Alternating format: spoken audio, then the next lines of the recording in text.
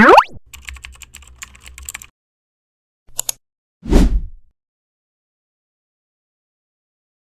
guys, luto tayo ng baka guys. Magsigang ako, bulalo. Yan yung ating halo.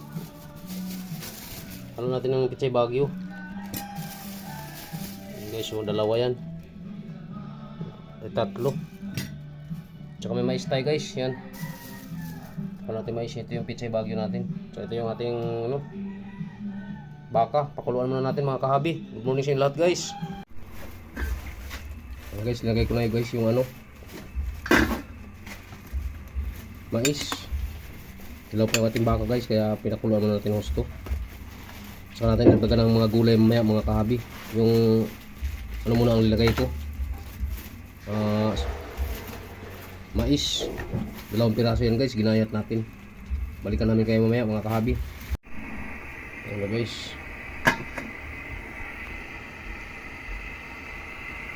nag-add pala ako ng tubig guys, kasi kunti lang yung ating sinabaw kanina.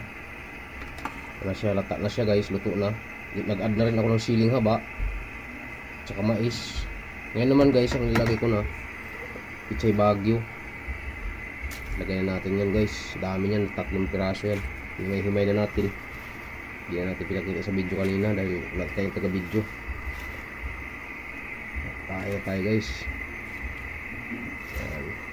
Ganito ang binibili ko guys, yung maliliit, kasi maganda ang dahon. Malalaki kasi guys, sira yung dahon. Marami mga uod kagat. Kaya binibili ko yung maliliit na ganyan. May tagip-tip pa siya pero okay lang yan. Binibili natin siya guys. Meron tayong bulalo. Sabaw na baka guys ang ginawa natin. Papasok tayo mamaya guys, alas 3. Yung oras na, alas 9 na, alas 10. Hindi pa kami nakatulog, gawa nung nagluto pa ako nito. Makunat kasi siya guys. Ayan. Few minutes guys, pag kulog yan, luto na po yan. Ayan guys, luto na. Ayan, luto na yung ating bulalo guys, o ating sabaw na baka. Maraming salamat sa inyong pagmamasid o panonood sa aking video. Dito ko natapusin yung aking video guys. Huwag mong kalimutan yung aking munting channel, Ramel Aplicador Vlogs. At huwag mong kalimutan pindutin ang notification bell na sa bandang kanan nating video mga kahabi, para updated po tayo guys sa mga panibago nating video.